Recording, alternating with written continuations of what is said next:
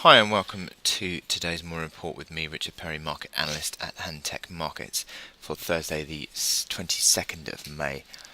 The handover that we've had from the Asian trading has been fairly positive actually, and that's come on the back of a couple of bullish impacts on the market, where the Fed meeting minutes last night suggested that there was a dovish leaning still in the opinions of the FOMC, and that despite the fact that they're beginning to discuss tightening, they were stressing that it didn't mean by any means that there would be an imminent any sort of imminent rate rises that would be coming down the line. So the market took that as a dovish set of minutes, and certainly Wall Street pushed higher, just under 1% higher there, and that pushed into Asian trading, which again also had a positive move. The positive moves in Asia had a boost as well by the Chinese manufacturing HSBC PMI, which came in at a 5-month high at 49.7, which was well above the 48.1 that had been the reading in April. So that suggests that perhaps there's a bit of a bottoming out potentially going on in China and the economy. So that was certainly bullish for markets in Asia. The Nikkei was over 2% higher, and that was also helped by weakness in the yen. That, as I said, with the positive sentiment, that generally tends to see the yen lower, and that has pulled dollar yen higher, and that has certainly benefited the Nikkei overnight. The European session has started, as I said, on a bit of a positive skew. However, the French market is slightly lower, and that has come as the French PMI, as the French manufacturing PMI has been slightly disappointing, in fact, and that has been the case where the French PMI was just back below 50, in fact. And also the German data as well came in below expectations at 52.9, under the expected 54. So slight disappointments in these Eurozone PMIs, which has put a little bit more pressure on the euro in the early trading of today. There has been, in terms of risk sentiment, as I said, the markets have just jumped slightly, and that has pulled with the Wall Street markets higher overnight. The VIX index is now below 12 once again, and that is looking pretty low, and you would argue getting on towards the complacent end of the scale once more, and that gives me a little bit of concern as to how these markets are moving at the moment, and I think that certainly is a bit of a warning signal. Perhaps you've also got the dollar index, which has ticked higher, and that's come as these markets have just overnight shown a bit more of dollar strength, and the only real exception has been perhaps the Aussie dollar, which, again, as I said earlier, there's improved risk sentiment, which in China, which generally tends to result in Aussie strength as well.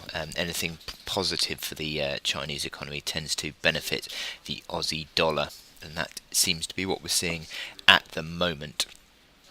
Okay, so factors that we need to watch out for today. You'd be looking out for certainly the second reading of GDP for the UK at 9:30. That's forecast to come in at 0.8% flat from the first reading, and also the US weekly jobless claims at 1:30. The US jobless claims are expected to come in at 310, which is up slightly from the 297 that. Sorry, this is not even the right chart. Anyway, up from the 297 that was seen last week.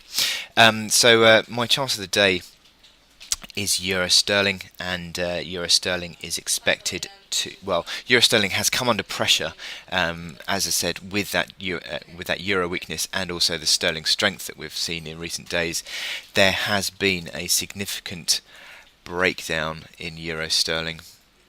And euro sterling is now at a new low that dates back to 2013, the beginning of 2013. It's sort of back towards the lows there, possibly, and actually in early trading of today, it sort of poked below the low at 80.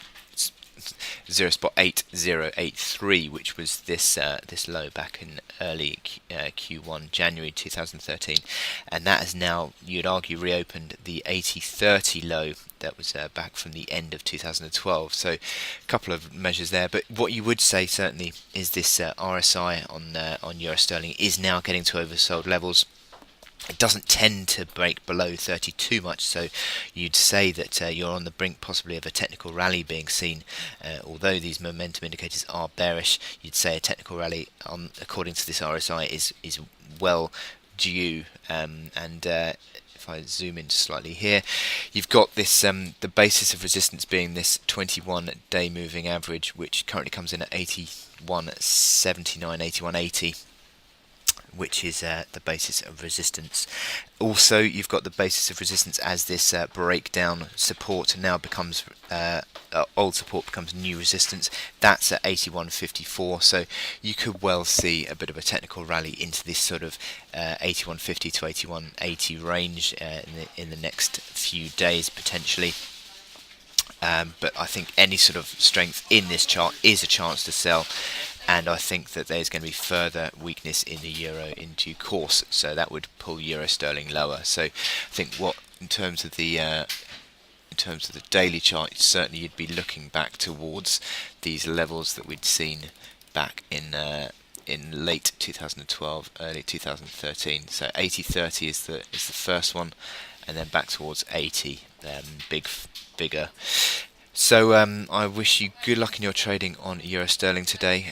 The UK GDP number that comes out at 9:30 could have an impact on this chart, but certainly the weaker PMI data from the eurozone countries is not going to help the euro. It's certainly going to put further pressure on the staff projections that are going to be made in early June, and that will possibly even lead to monetary easing and further weakness in the euro.